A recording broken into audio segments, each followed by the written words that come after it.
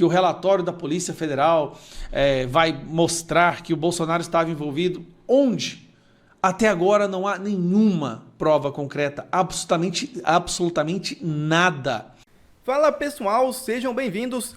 Começando mais um vídeo recheado de informações importantíssimas. Mas antes, inscreva-se agora mesmo no canal, deixe o seu like e compartilhe esse vídeo com o máximo de pessoas. Assim você vai estar me ajudando demais. Giro na tela e notícias a seguir.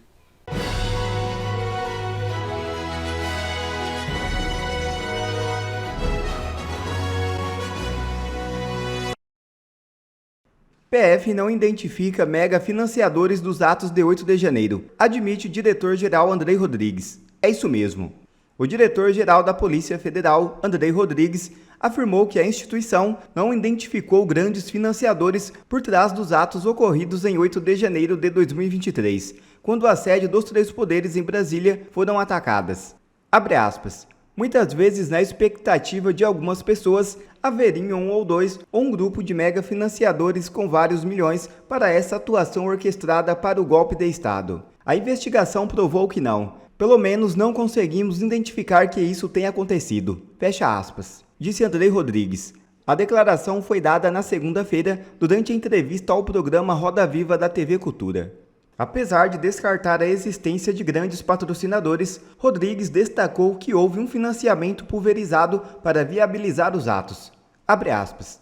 O que havia sim era esse financiamento disperso, onde uma pessoa fornecia determinado insumo, outra uma questão logística, outra recursos, e isso está apontado no inquérito policial. Fecha aspas. Ou seja, não havia uma liderança. Como vai acontecer um golpe de Estado sem um líder, e principalmente sem as Forças Armadas? Ficou claro que o que aconteceu foi um ato espontâneo da população que estava revoltada com o resultado das eleições, por como foi conduzido o processo eleitoral, onde o TSE atuou como um partido político, começando retirando Lula da cadeia e o tornado elegível para disputar a eleição. Realmente houve um golpe, e o Brasil já sabe qual foi. O diretor da Polícia Federal foi até o Roda Viva para dar a sua versão dos fatos e tentar de uma forma muito subliminar defender a perseguição ditatorial que existe hoje por parte da Polícia Federal e do sistema judiciário brasileiro, que foi aparelhado e completamente dominado por uma facção criminosa conhecida como PT. Tenho certeza que o diretor ensaiou diversas vezes, fez media training, como responder as perguntas da forma correta, mas eu acredito que, como você verá, ele não foi muito bem sucedido. Antes de entrar nas falas e nos equívocos do diretor da Polícia Federal, é importante lembrar que este ano o PT, o sistema, vai revidar com muita força, vai recrudescer, vai perseguir e prender ainda mais. Por quê? Porque o governo vai mal. Quanto pior estiver o governo do PT, quanto mais convicto eles estiverem de que não serão capazes de vencer nenhuma eleição e que perderam completamente a opinião pública, mais eles vão tentar destruir os seus opositores. Isso é uma matemática básica. Quanto mais fraco eles estão, mais eles têm que destruir aqueles que estão lutando contra eles, usando outras ferramentas. No caso aqui é a Polícia Federal, que é parte da Gestapo, junto com alguns ministros da Suprema Corte. Bom, dito isso, a principal narrativa que eles estão há já 2 anos triturando, enfiando goela abaixo na cabeça da população é que da tentativa do golpe do 8 de janeiro. Sendo que já há várias pesquisas que diz que a maioria da população não acredita que houve uma tentativa de golpe. Aí ontem ele foi lá e falou uma coisa que chamou a atenção, que foi isso aqui, ó. PF não identificou mega financiadores do 8 de janeiro, diz diretor-geral. Andrei Rodrigues diz que financiamento dos atos foi disperso. O que é isso? É milhares de pessoas mandando água, mandando arroz, feijão, fazendo vaquinha de Pix na internet, que não houve uma centralização de comando. Então vamos analisar isso aqui. Não houve uma centralização financeira para financiar os tais atos golpistas. Não houve uma liderança que pudesse ser facilmente reconhecida, ou seja, não teve líder e não houve a participação das Forças Armadas. Como pode haver um golpe se os 3 principais pilares de um golpe, que seria liderança, financiamento e as Forças Armadas, não estavam presentes? Como podem ainda insistir na narrativa do golpe, sendo que está mais do que óbvio que não foi uma tentativa de golpe? Foi uma convulsão popular de uma população que já estava indignada por terem percebido que o processo eleitoral não aconteceu como deveria ter acontecido. Que houve um favorecimento escancarado de um dos lados dos candidatos, né, de um dos candidatos, e que um outro candidato foi censurado, seus apoiadores foram perseguidos, as redes sociais foram bloqueadas. Então, essa população, nessa revolta, ao perceber que o processo democrático não foi transparente, não foi justo, não foi igualitário, não foi equilibrado, saíram do controle. E aí houve o vandalismo, que eu volto a repetir, essas pessoas que cometeram vandalismo, essas devem ser responsabilizadas. Nada justifica quebrar nada. E nós da direita sempre dissemos isso. Nada justifica quebradeira, nada justifica violência. Senão, nós nos igualaríamos à esquerda. Dito isso, ontem, durante a fala dele, ele tentou embelezar o tal relatório da Polícia Federal, que o relatório da Polícia Federal vai mostrar que o Bolsonaro estava envolvido. Onde? Até agora não há nenhuma prova concreta, absolutamente nada. E não só isso. Na imprensa ontem saiu também a suposta participação de Bolsonaro e Michele Bolsonaro nesse golpe, nesse suposto golpe. Aí sai na imprensa hoje. Não há elementos para indiciar todos os citados na delação de Mauro Cid, diz chefe da PF. André Rodrigues critica PowerPoint na Lava Jato e diz que inquérito sobre Bolsonaro é isento. Ai, meu Deus, o inquérito sobre bolsonarismo. Olha o que eu achei interessante. Tem que ter um inquérito sobre o bolsonarismo, ou seja, é um inquérito sobre quem apoia Bolsonaro? Será que aqui ele fez uma espécie de sincericídio? Nós estamos fazendo um inquérito sobre pessoas do espectro político, mas é isento, tá? Nós vamos investigar todo mundo que pensa de uma forma, mas é de forma isenta. Isenta, André Rodrigues. Isenta. Apenas 12% do Brasil hoje confia na nossa Suprema Corte. Olha o tanto que isso é prejudicial para a nossa democracia. O mundo já reconhece que há uma perseguição política no Brasil. O mundo inteiro reconhece isso. Aí você vai lá e fala que não houve um mega financiamento, não houve financiamento centralizado, não houve comando centralizado, nós já sabemos que não teve liderança, ou seja, a narrativa está morta. Só que, por que eles não abrem mão desse osso? Por que eles não largam esse osso? Porque o Lula vai mal. Entenda isso.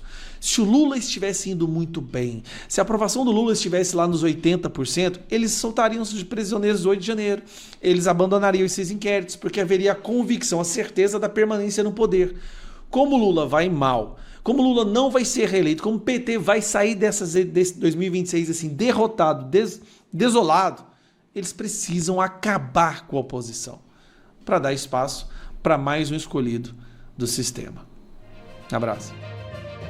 E Trump acusa o Brasil de prejudicar os Estados Unidos e anuncia novas tarifas agressivas.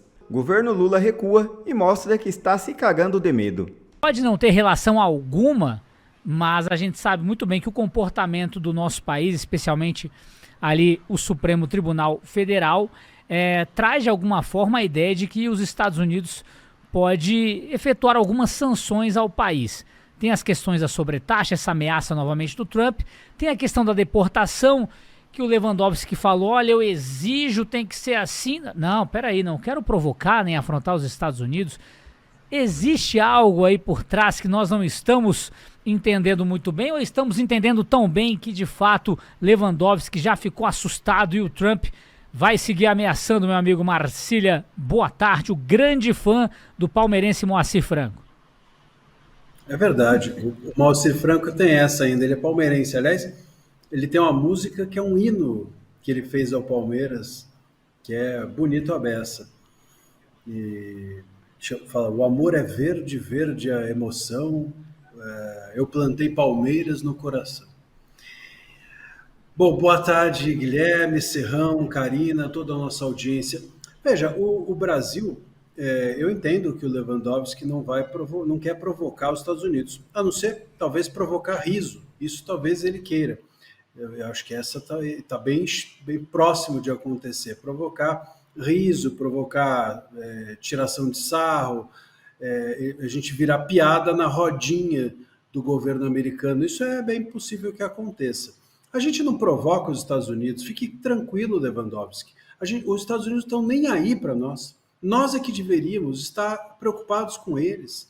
Ah, mas eles precisam do nosso alimento. A questão não é do que eles precisam ou do que eles não precisam, é quem tem maior poder. E quem tem maior poder precisa estar atento a quem tem menor poder.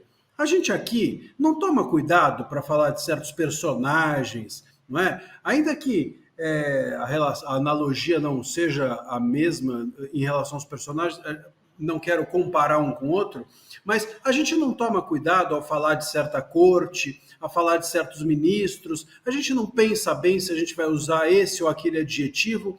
Meu querido, você quando faz política, ou você quando age e no cenário internacional, precisa ter a mesma lógica. Quem tem mais poder? Bom, o outro? Então, eu preciso ir com um pouco de cuidado, eu preciso ir com um pouco de cautela. Isso não tem a ver com a diplomacia, isso tem a ver com a forma de fazer política internacional. E o Brasil, ele não está nem aí para isso, sabe por quê? Porque ele sabe que os Estados Unidos pouco se importarão conosco. O que o Brasil está fazendo é mais ou menos o que agora fez a Colômbia. Bravata. E bravata para quê? Para fazer política interna. As sanções que foram nosso querido vizinho latino aqui fez uma bravata com os Estados Unidos, e o que aconteceu no final? Teve que recuar. Como é que a imprensa noticia, a imprensa lá colombiana acabou noticiando o assunto? O nosso querido mandatário aqui enfrentou os Estados Unidos, não precisa nem ir lá, é só abrir os jornais de esquerda aqui do Brasil e você verá. Trump se submeteu ao presidente, Trump teve de recuar, não precisa nem ir muito longe. É só abrir aqui a meia dúzia de jornais esquerdistas que nós temos no país, aqueles esquerdistas mesmo, aqueles que você não tem dúvida, não aqueles que disfarçam o seu esquerdismo. Então, o que o Brasil está fazendo é uma política eleitoreira, está usando os Estados Unidos para contar que está enfrentando o grande leão da América, que está enfrentando o grande carrasco da democracia, o grande país extremista, e etc, etc. É isso. Porque é assim que provavelmente o PT vai tentar construir a sua eleição para o ano que vem, dizendo que ele é um polo de resistência, dizendo que ele é uma espécie de reserva moral democrática do mundo, e essa papagaiada que só cai quem realmente é muito iludido. Então, Guilherme, colegas, o Lewandowski, ele não sabe o que faz ou ele sabe o que está fazendo? Eu acho que ele sabe o que está fazendo, sim. Ele sabe que ele não tem relevância, ele próprio não tem relevância nenhuma internacional, e nem o Brasil, e nem o governo. Ninguém escuta o Brasil, ninguém está nem aí para o que o Brasil faz lá fora. Aliás, não é nem de hoje. A gente tem aí os registros da nossa história recente do Brasil na ONU. Cortaram até o microfone do Lula. O Lula não conseguiu nem terminar aquilo que ele estava falando, graças a Deus. Outro dia estava também na organização aqui, na OEA, tomando bronca do Peru, o Peru dando pito na gente. Imagina a situação ridícula de você tomar bronca do Peru. Enfim, com todo respeito ao Peru, mas pelo amor de Deus. Então, assim, ninguém respeita mais o Brasil. Muito ruim isso, porque isso significa que investimentos estrangeiros não entrarão aqui. O Brasil não é mais alguém que está no radar de nenhum investidor estrangeiro. Não há isso. A gente sabe, a gente ouve, a gente vê notícias sobre isso o tempo inteiro. E a gente tem a repercussão dessa ausência de investimentos no Brasil em toda a degradação econômica a que temos assistido. O Brasil não é mais um país que esquentado, né, do ponto de vista econômico. Ao contrário, a gente está aqui tentando taxar tudo e todos, né, tentando arrancar dinheiro de onde não tem. Só falta contratar um mágico aí para ver se o Haddad consegue encontrar mais algum lugar para taxar. Então, assim, não tem relevância nenhuma esses atos. Essa história das algemas, a repercussão internacional disso é nenhuma. É uma imensa bobagem. A Polícia Federal, ontem, acabou afirmando, inclusive, ao Estado de São Paulo, ao jornal, que ela própria usa algemas para carregar deportados pelo Brasil. Quer dizer, a gente próprio faz aquilo que a gente está condenando nos Estados Unidos. Você acha que eles estão preocupados com isso? Você acha que tem repercussão internacional, uma bobagem dessa? Nada. É só eleitoreiro, é só para enganar trouxa. É para enganar o eleitor que, de alguma forma, ainda tem nos atos do governo uma espécie de expectativa de o governo está combativo, olha só o que eles fizeram, é isso mesmo, vamos combater o imperialismo norte-americano, os Yankees. Tem gente que vota, que deposita o seu voto com base em apoiar esse tipo de narrativa. Então, se os Estados Unidos estão fazendo alguma coisa, é errado, e se o governo brasileiro está se posicionando contra isso, é porque o governo brasileiro está correto. É um governo resistente a se deixar colonizar. É esse papinho. É por aí que o governo está trilhando. Não tem nada de especial, não tem nada de estratégico, algo genial, algo que pode significar qualquer coisa. No primeiro dedo na boca dos Estados Unidos para esse governo, eles voltam atrás, como voltou o colombiano, como voltou o próprio Maduro, ficou fazendo bravata com os Estados Unidos durante o período pré-eleitoral, né, pré-eleitoral lá na Venezuela, fez um monte de bravata também com os norte-americanos, depois voltou atrás, ou com o próprio Musk, depois voltou atrás. Aqui mesmo, a Janja xingou o Musk, o próprio Lula deu um pito nela, mandou ela parar de falar isso. Então, aqui é só eleição. A gente precisa entender que, a partir desse momento, tudo que o governo fizer não é para nós, é para a sua futura eleição. Embora isso seja ilegal, porque isso seria antecipação de campanha, isso seria movimentação da máquina pública em favor, usar o poder político de forma abusiva, mas aqui no Brasil significa pouco se determinadas pessoas fazem algo que não é correto. Apenas significa incorreto, ou apenas é ilícito, apenas é crime se outras pessoas fizerem, se a oposição fizer, se as pessoas que têm certa ideologia fizerem. Né? Aqui o crime é seletivo. E assim é que será esse cenário pré-eleitoral desde agora até 26. Porque o governo não tem propostas. Então a proposta dele é apenas a de dizer que combate o imperialismo yankee. Algo modorrento, sonolento, e que infelizmente a gente vai ter que aguentar muito ainda esse blá blá blá até chegar a essas eleições. Muito bem, meu amigo André Marcília, temos um vídeo, inclusive, do Donald Trump falando do Brasil, não é mesmo, Lucas Lencin? Põe na tela para nós. We're going to put tariffs on outside countries and outside people that really mean us harm. They mean us harm, but they basically want to make their country good. Look at what others do. China's a tremendous tariff maker, and India and Brazil and so many countries. And so we're not going to let that happen any longer, because we're going to put America first. Always put America first. That's what's going to happen. We're going to establish